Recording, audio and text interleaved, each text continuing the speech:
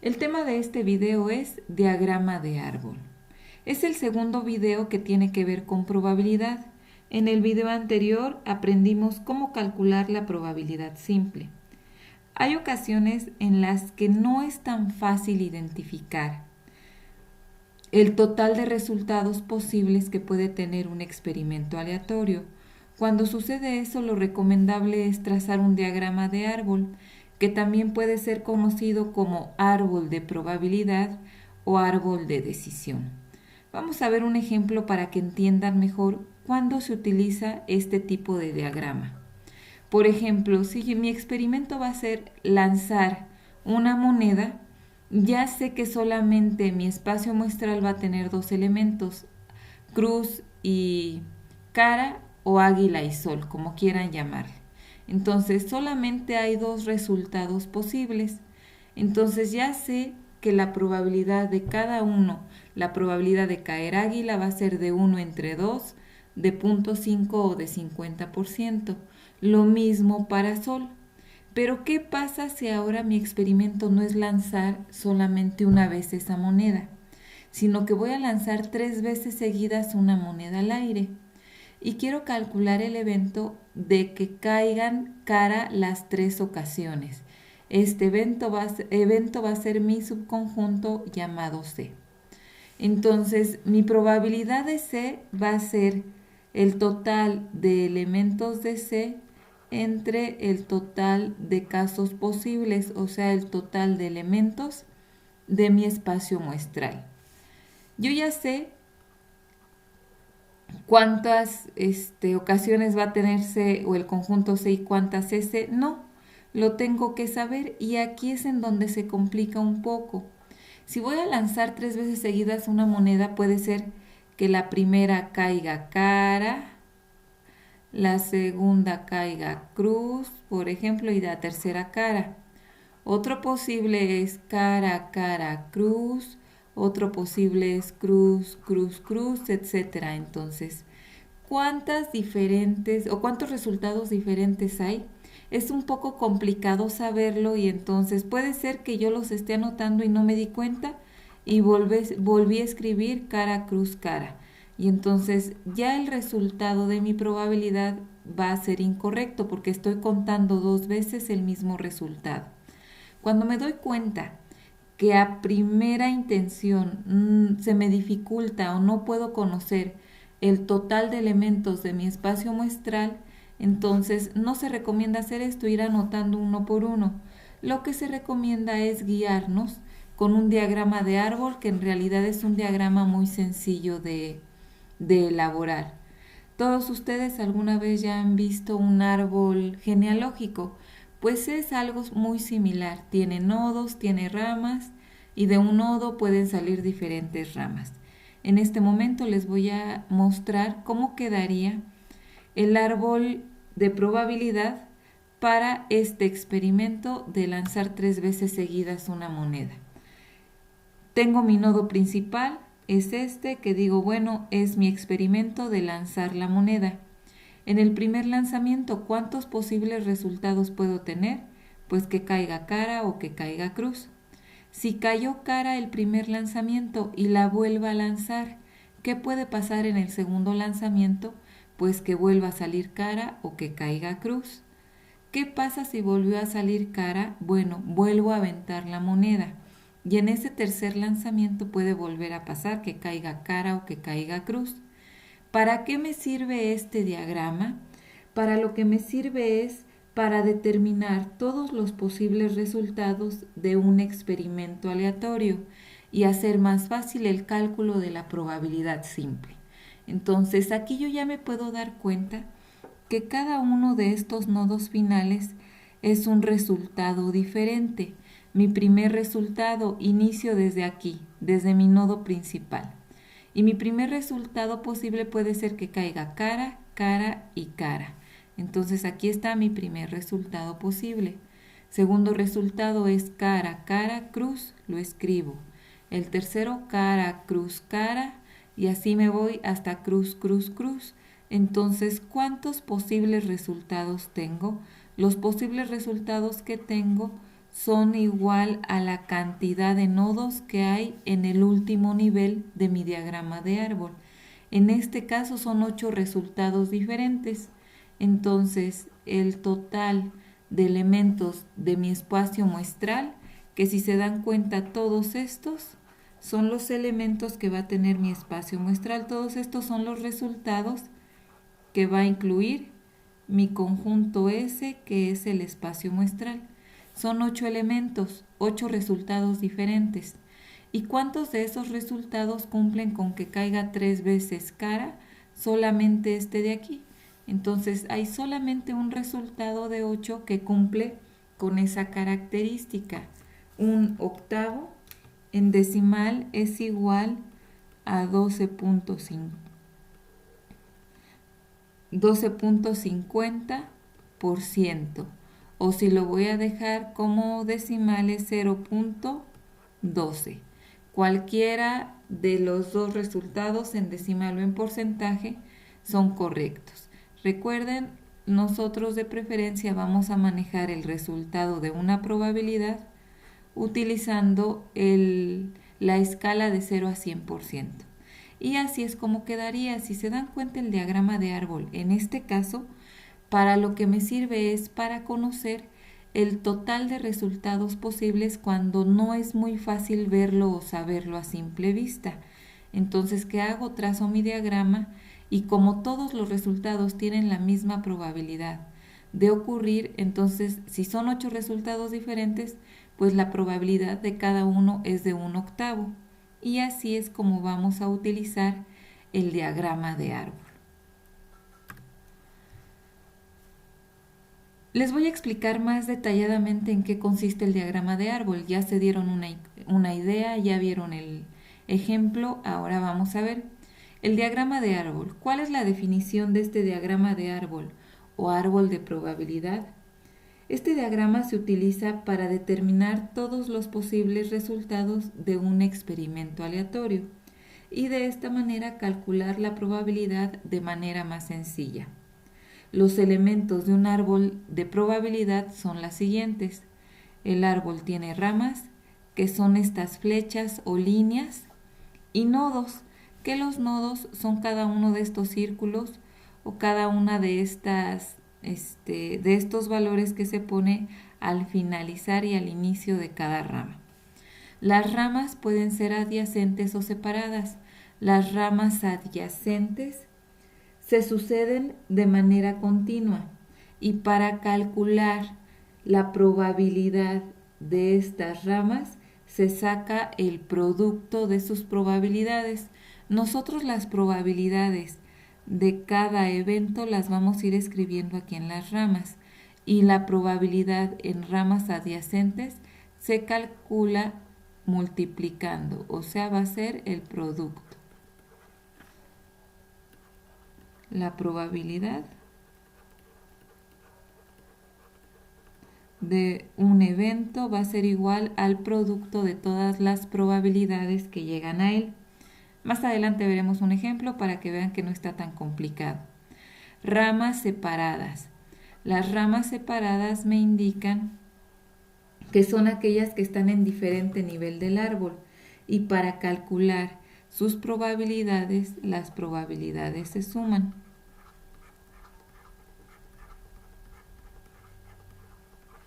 La probabilidad es igual a su suma. Los nodos del árbol son los puntos de donde parten las ramas que representan instantes de tiempo. Vean que cada uno de estos tiempos, en el ejemplo de la moneda, entonces cada nivel está representado por cada fila o para cada columna, dependiendo si el árbol está vertical o horizontal, de mi diagrama. Entonces cada columna me indica que hubo un tiempo diferente, o sea, que se realizó algo diferente en ese experimento.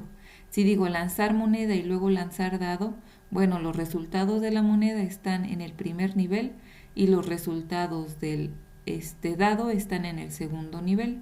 Entonces así es como nosotros vamos a trazar nuestro diagrama de árbol. Vamos a tener otro ejemplo. Este ejemplo es del experimento lanzar moneda y dado. Entonces,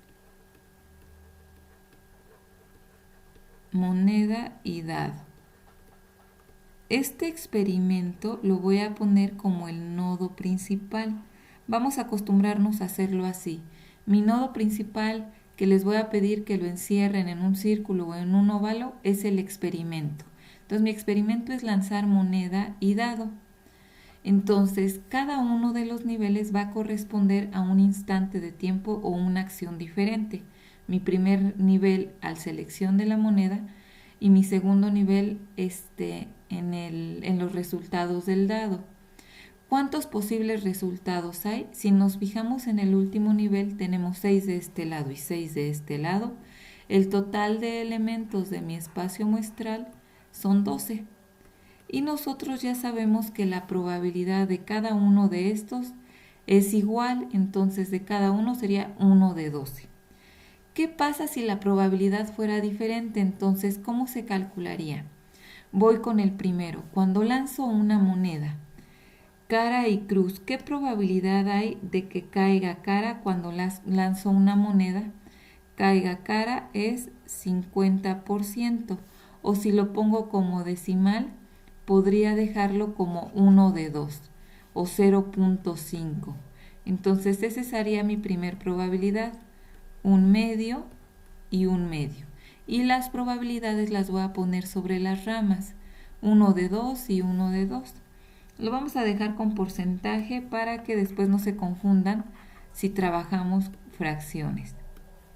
Sería entonces probabilidad de que caiga cara la moneda, 50%. Probabilidad de que caiga cruz, 50%. Ahora voy con el dado. Hay 6 posibles resultados en el dado, entonces ¿están de acuerdo que cada uno de estos resultados, la probabilidad de ocurrir es 1 de 6? Y 1 entre 6 es 16.67, 16.67, 16.67, y así voy a escribir en cada una de estas ramas.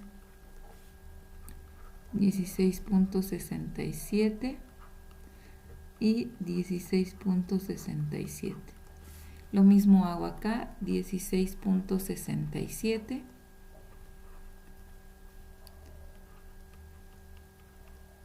16.67%, 16.67, 16.67 y 16.67%.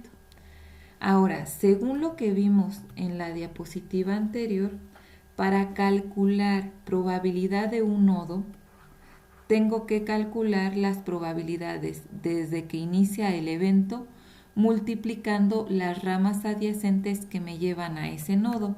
Entonces, si yo quiero calcular la probabilidad de que caiga cara la moneda y el dado caiga 1, lo que tendría que hacer es lo siguiente: indicar probabilidad de cara intersección con 1, o sea, estoy diciendo que quiero, no le voy a poner 1 con letra porque acuérdense que estamos hablando de conjuntos, entonces le voy a llamar U. Probabilidad de cara le voy a llamar C con U, intersección con U. Quiero saber cuál es la probabilidad de que caiga el resultado de que coincida que carga cara con 1. Entonces aquí está, intersección me indica que forma parte de ambos conjuntos, que el resultado contiene a cara y contiene a 1. ¿Cómo calcularía esa probabilidad? 50 por 16.67, 50% por 16.67%. 50 por 16.67 es igual a 8.33%. El resultado que les dé, si lo dejan sin el símbolo de porcentaje, les va a dar 833. Acuérdense de poner el porcentaje. Cuando hablo de porcentaje, en este caso lo que estoy haciendo es dividiéndolo entre 100, 8.33%. Esa es la probabilidad de que caiga cara con 1. Si nosotros nos vamos a la probabilidad simple, sabemos que esa probabilidad era de 1 de 12. Si yo divido un doceavo, me da exactamente lo mismo. ¿A qué voy? Que cuando ustedes hacen un diagrama de árbol y se dan cuenta que todos los nodos finales, o sea, todos los resultados finales, tienen la misma probabilidad de ocurrir, igual y no es necesario escribir las probabilidades en las ramas, solamente cuenten cuántos resultados diferentes hay en los últimos nodos o en los nodos del último nivel, en este caso 12, entonces la probabilidad de cada uno sería 1 de 12. Si quieren verificarlo utilizando las probabilidades dentro del diagrama, se dan cuenta que el resultado me da lo mismo. Resultado o la probabilidad para calcular la probabilidad de cualquier nodo es multiplicar las ramas adyacentes que me llevan a él. Ahora quiero calcular la probabilidad de que me salga 1 independientemente de lo que caiga la moneda.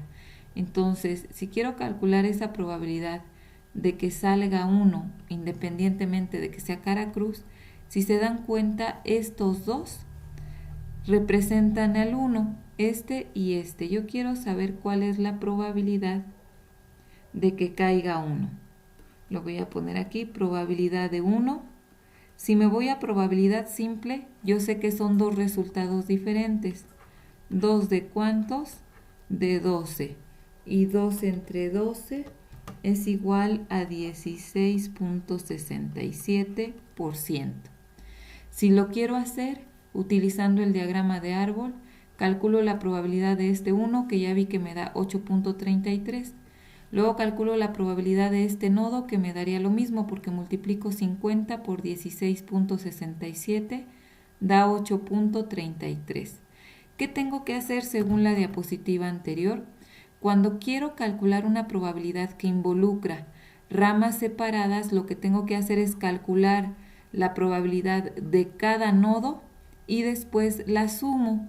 Entonces en este caso tendré que calcular la probabilidad de este y de este, que es 8 y 8. Lo sumo y si me da el 16.67.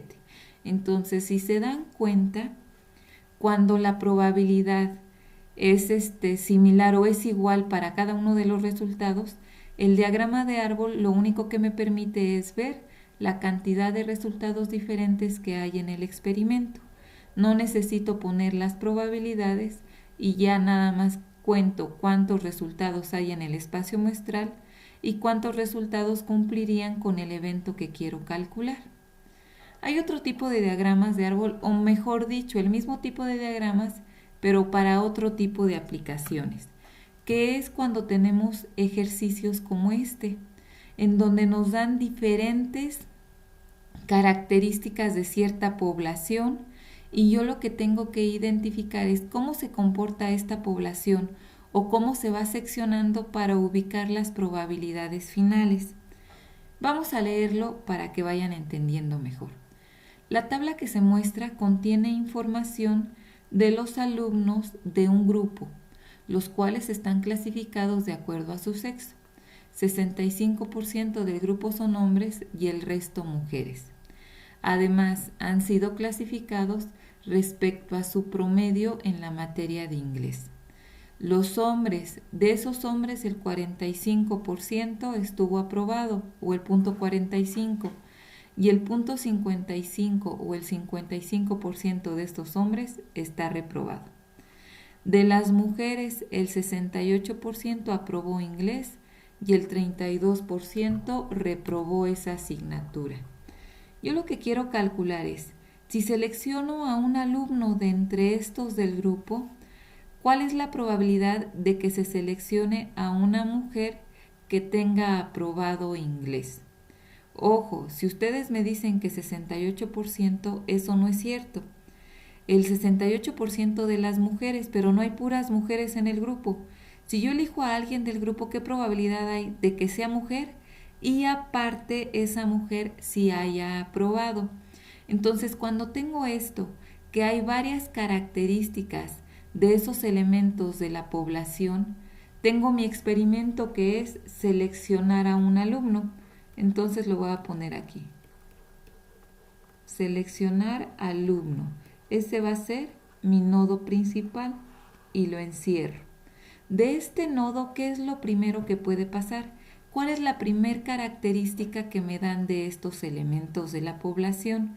Me dicen que puede ser hombre o que puede ser mujer. Yo le voy a llamar conjunto H a los hombres y conjunto M a las mujeres. ¿Cuál es la probabilidad de que sea hombre? La probabilidad de que sea hombre es del 65%. Ojo, algo que se me había olvidado comentarles y que es muy importante. Todas las ramas que salen de un nodo tienen que sumar 100%. Entonces, si de este nodo salieron 2 ramas, en total tienen que ir el 100%. ¿Por qué razón? Si no suman el 100% entre todas las ramas, quiere decir que no estoy contando a todos los posibles resultados.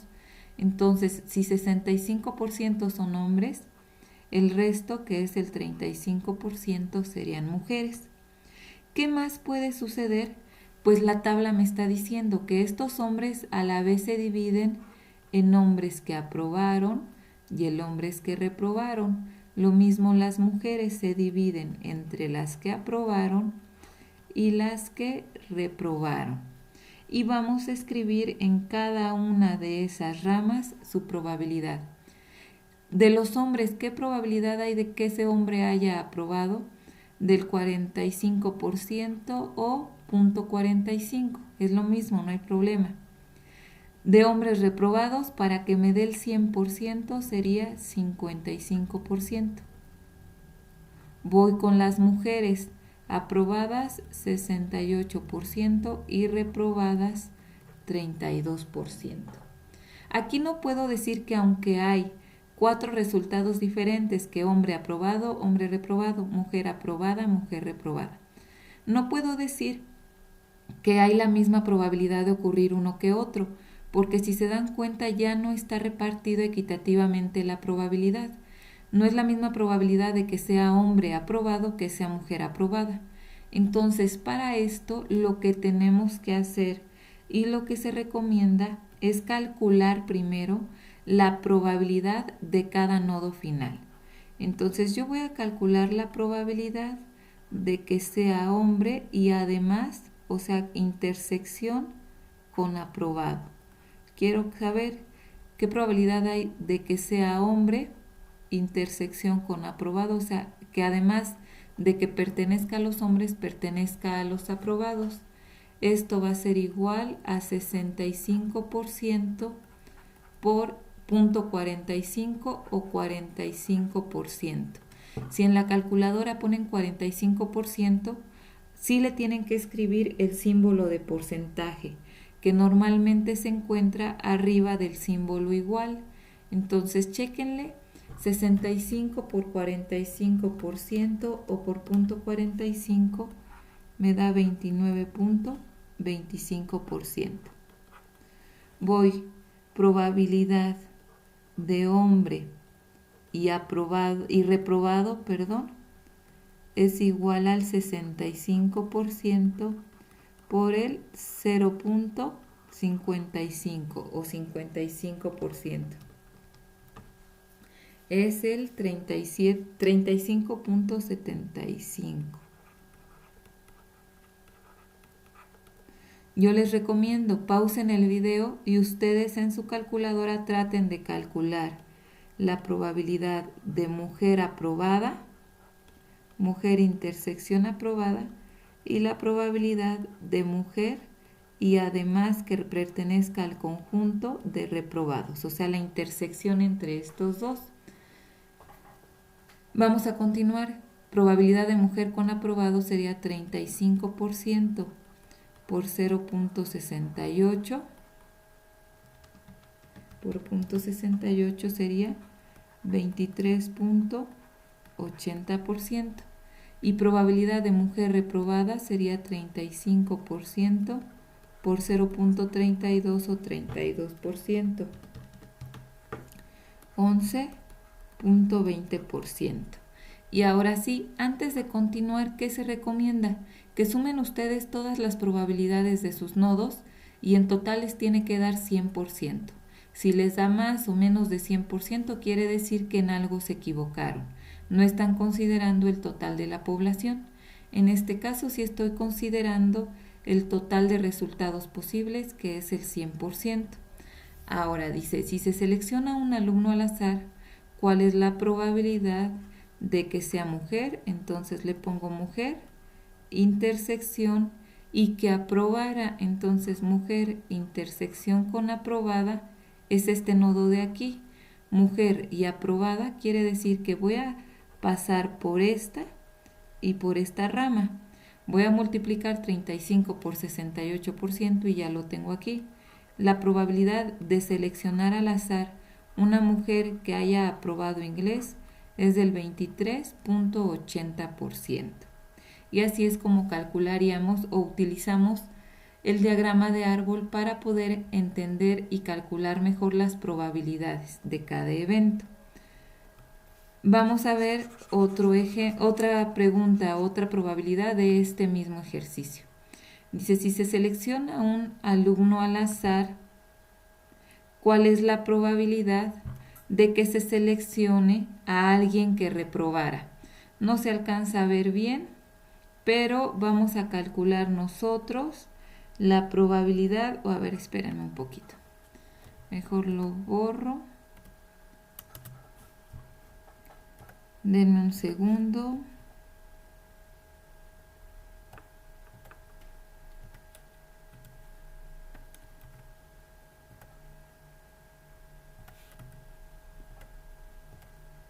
Ok, aquí está el B y aquí está el C. Ahora sí, nos dice cuál es la probabilidad de que si se selecciona un alumno al azar, sea alguien que aprobara la asignatura de inglés. Ahora sí, que aprobara. Entonces yo quiero saber cuál es la probabilidad de que sea alguien que haya aprobado. No me importa que sea mujer o que sea hombre, solamente que pertenezca al conjunto de aprobados. Y vean que hay dos nodos que cumplen con esa característica.